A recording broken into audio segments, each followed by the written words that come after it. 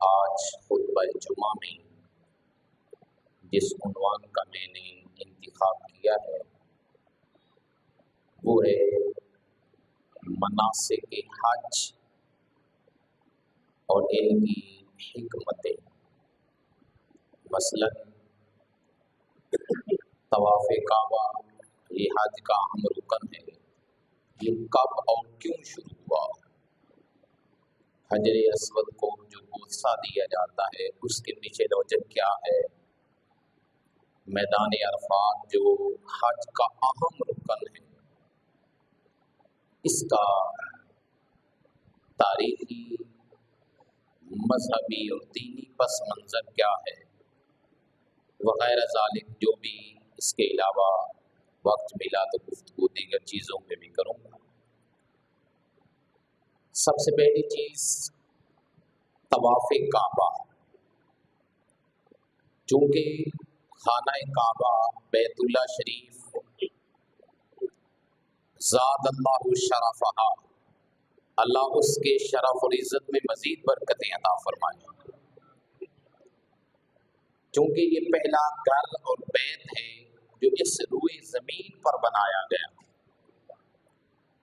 اس کے گرد جو انسانیت چکر کاٹتی ہے، چکر لگاتی ہے، طواف کرتی ہے، اس کے پیچھے حکمت کیا ہے، یہ کب شروع ہوا، کیوں شروع ہوا، یہاں سے گفتگو کا آغاز کر رہا ہوں۔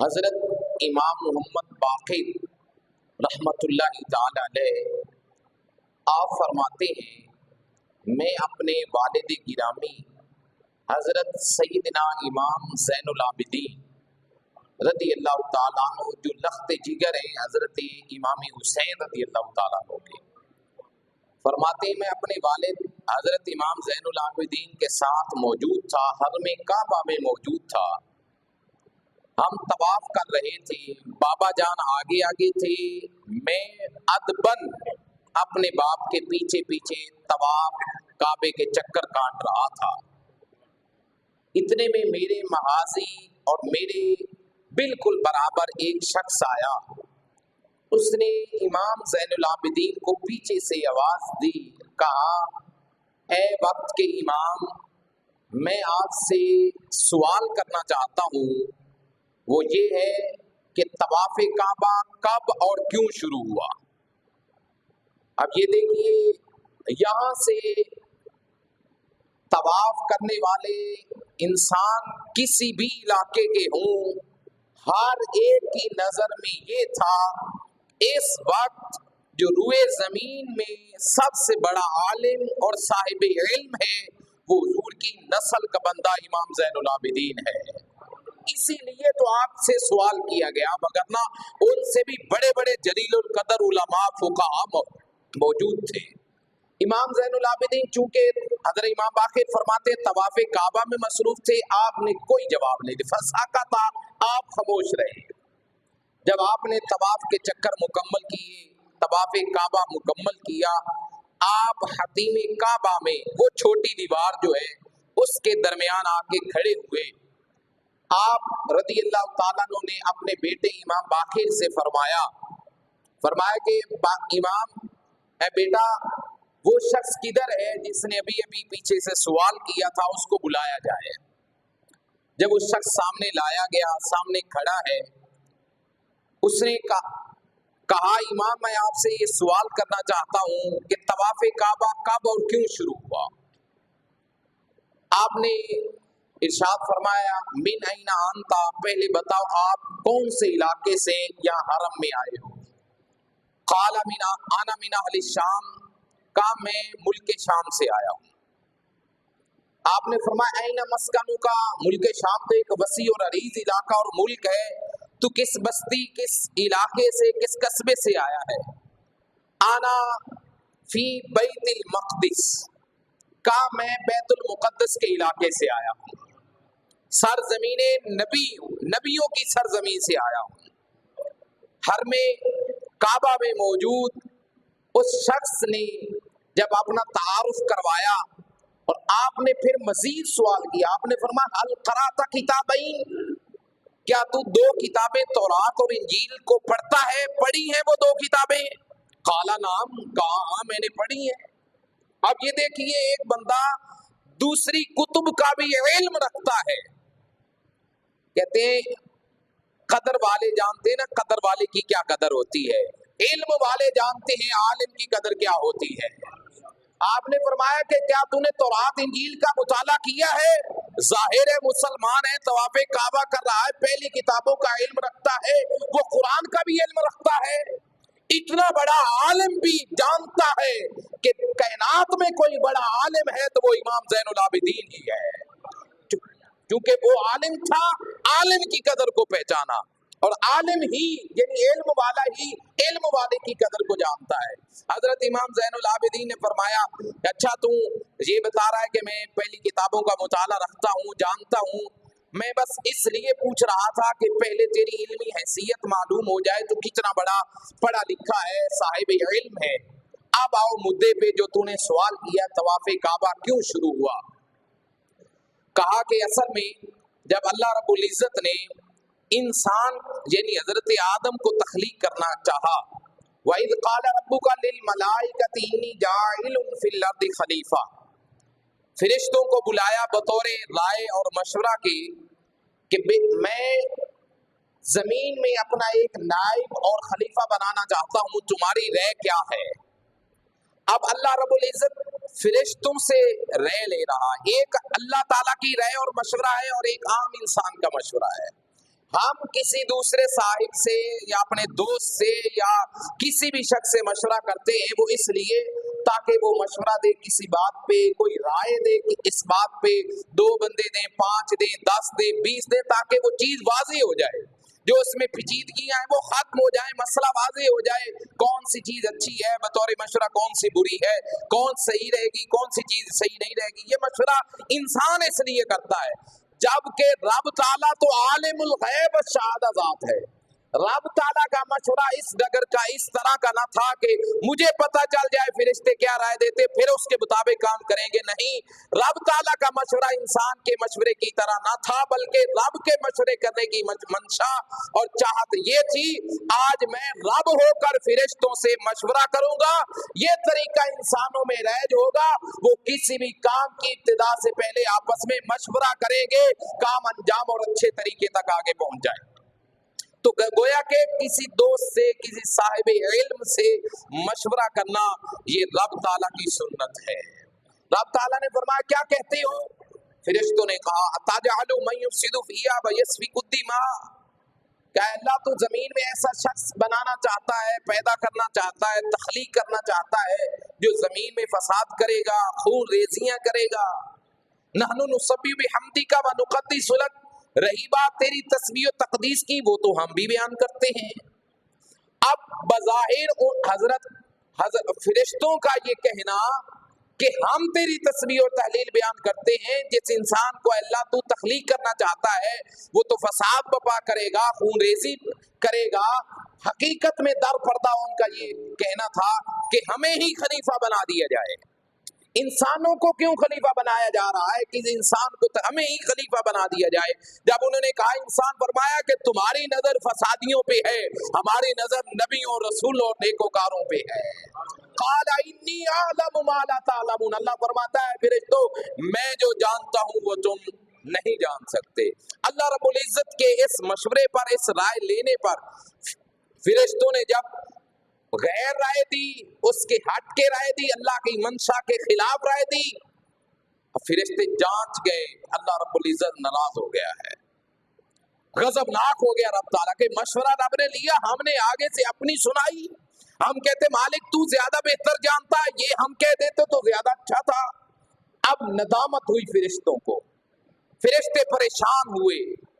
اب اللہ رب العزت نے مشورہ تو چھوڑ دیا، مجلس برخاست ہو گئی، فرشتے اللہ کی خوشنودی اور اللہ کو راضی کرنے کے لیے اللہ کے عرش کے ساتھ چمٹ گئے۔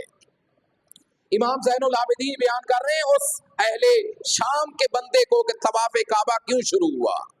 آپ فرماتے ہیں کہ فرشتے عرش معلیٰ کے ساتھ چمٹ گئے، رونے لگے، آہو بکا کرنے لگے، اپنے اس غلط مشورے پر یا اپنی رائے دینے پر اللہ سے معافی مانگنے لگے۔ रोते रहे, गिड़गिड़ाते रहे, यहाँ तक कि अल्लाह रब्बुल इज्जत ने हुक्म दिया कि इसी मेरे अर्श के बिल्कुल नीचे और आसमानों के ऊपर एक 4 कोने का मकान बना दिया जाए। जब मकान बना दिया गया, अल्लाह रब्बुल इज्जत ने उस मकान का नाम बैतुल मामूर रखा। ये इमाम ज़ैनुल आबिदीन उस साइल को बता रहे हैं, उसका नाम बैतुल मामूर रखा। अल्लाह ने फरमाया फरिश्तों मेरा अर्श छोड़ दो, अब इस बैतुल मामूर के गिर्द चक्कर लगाओ, इसी के अंदर तस्बीह और तहलील बयान करो, आओ बुका करो, ज़ारो कतार रो, जो भी तुमने करना है अल्लाह मेरी याद में वहीं पे जाकर करो। और यही बैतुल मामूर मैंने आज से तुम्हारा काबा बना दिया है। इमाम ज़ैनुल आबिदीन फरमाते हैं फिर एक अरसा तक फरिश्ते उस बैतुल मामूर में अल्लाह को राजी करते रहे, आहु बुका गिरिया जारी करते रहे, रोते रहे, गिड़गिड़ाते रहे, अल्लाह को मनाते रहे। फिर अल्लाह का एक दिन आम्र हुआ, हुक्म हुआ, ऐ फरिश्तों जमीन पे उतर जाओ। जब जमीन पे उतरो, करना क्या मालिक? फरमाया इसी अर्श के नीचे जो बैतुल मामूर है, इसी बैतुल मामूर के बिल्कुल बराबर जमीन पे 4 कोने का एक मकान बना दिया जाए। 4 कोने का मकान बना दिया जाए। जब फरिश्तों ने वो मकान तामीर कर लिया, 4 कोने वाला मकान, अल्लाह ने फरमाया इसी को हम आज से बैतुल्लाह कहेंगे। ये खाना काबा है जो बैतुल मामूर और अर्श के नीचे है। ऐ फरिश्तों तुम यहाँ पे तामीर करो, बैतुल मामूर तुम्हारा काबा है और बैतुल्लाह ये मेरे मखलूक जो मैं इंसान को तख्लीक करने वाला हूँ, ये उनका काबा और किबला बन जाएगा। अब यहाँ पे इमाम ज़ैनुल आबिदीन बयान कर रहे हैं, इमाम बाक़िर फरमाते मेरे वालिद ने बयान किया कि अच्छा तवाफ कैसे क्यों शुरू हुआ? कि अल्लाह ताला ने फरिश्तों से कहा वो काबा में इसलिए तामीर करवा रहा हूँ, आज तुम्हें अपनी गलती और खता पे निदामत हुई, मेरे मशवरे पे सवाल उठाया था कि हम आपकी तस्बीह तहलील बयान करेंगे, इंसान को बनाने की जरूरत नहीं। तो चूंकि मैं नाराज हुआ, तुम गिरिया उजारी करते रहे, मुझे मनाते रहे, मैं खाना काबा बैतुल्लाह जमीन पर बनाकर अपनी इंसानियत को ये कहूंगा, ऐ इब्ने आदम जब तुम्हारी जिंदगी गुनाहों से भर जाए, जब तुम गुनाहों के पहाड़ों के नीचे आ जाओ, जब तुम रब को राजी करने लगो, ऐ इंसान, ऐ इब्ने आदम, फिर किसी भी जमीन के कोने से हो चल कर बैतुल्लाह का तवाफ कर लेना। जिस तरह मैंने फरिश्तों को माफ कर दिया, इंसानों तुझे भी माफ कर दूंगा। ये इसलिए हजरत इमाम ज़ैनुल आबिदीन फरमाते हैं अल्लाह ने काबा को इसलिए तामीर करवाया और इसलिए इसका तवाफ मशरू फरमाया ताकि इंसानियत घूमती रहे, मारे मारे फिरती रहे, कभी तेज चले कभी आस्था चले, अल्लाह की बरगाह में खड़ी हो जाए, रहमतों के हिसार में माफी और लब्बैक अल्लाहुम्मा लब्बैक की सदाएं बुलंद करती रहे। जब इनकी अदा मैं देखूंगा, ऐ फरिश्तों मैं अपने तमाम इंसानों को अपनी रहमत के तसद्दुक माफ फरमा दूंगा। और रसूलुल्लाह सल्लल्लाहु अलैहि वसल्लम इस बात की वजाहत के लिए इरशाद फरमाते हैं जब कोई इब्ने आदम हज बैतुल्लाह करता है, तवाफ काबा करता है, मनासे के हज अदा करता है, अब जब वो काबे का तवाफ करके हज को मुकम्मल करके घर की तरफ लौटता है, वो बंदा ऐसे गुनाहों से पाक होता है गोया कि आज ही माँ से पेट के पैदा हुआ है, माँ के पेट से अभी इसका जन्म हुआ है। अल्लाह इस तरह उसको गुनाहों से पाक फरमा देता है। फरमाया तवाफ काबा की वजह और मशरूइयत ये है। और दूसरी बात हजूर अलैहिस्सलातु वस्सलाम फरमाते ये काबे की दीवार के अंदर जो हजर असवद काला पत्थर नस्ब है, हजूर अलैहिस्सलातु वस्सलाम इरशाद फरमाते हैं मेरे उम्मतियों कसरत से इसको चूमा करो, इसके बोसे दिया करो। हजूर अलैहिस्सलातु वस्सलाम फरमाते क़यामत वाले दिन ये हजर असवद जो जन्नती पत्थर है हजरत आदम के साथ जमीन पे उतरा था, फरमाया क़यामत वाले दिन अल्लाह ताला इस पत्थर को 2 आंखें देगा, एक जुबान देगा। जिस जिस बंदे ने इसका इस्तिलाम किया हो, चूमा हो या दूर से इशारा किया हो, हजूर फरमाते क़यामत वाले दिन ये पत्थर उस बंदे के हक में गवाही देगा, उसकी शफाअत करेगा और अल्लाह इस पत्थर की शफाअत की वजह से बंदे की बख्शिश फरमा देगा। अब यहाँ पे देखिए हजूर, और दूसरी हदीस में हजूर अलैहिस्सलातु वस्सलाम फरमाते हैं काबातुल्लाह के जो पत्थर और वो ईंटें हैं क़यामत वाले दिन तवाफ करने वालों की ये भी गवाही देंगी, शफाअत करेंगी। मैंने कहा वो हजर अस्वद बज़ाहिर पत्थर हर में काबा में जो लगे पत्थर बज़ाहिर पत्थर है, इनका इल्म ये है क़यामत तक कौन कौन आया, किसने इनको चूमा, किसने इस्तेलाम किया, किसने तवाफ किया।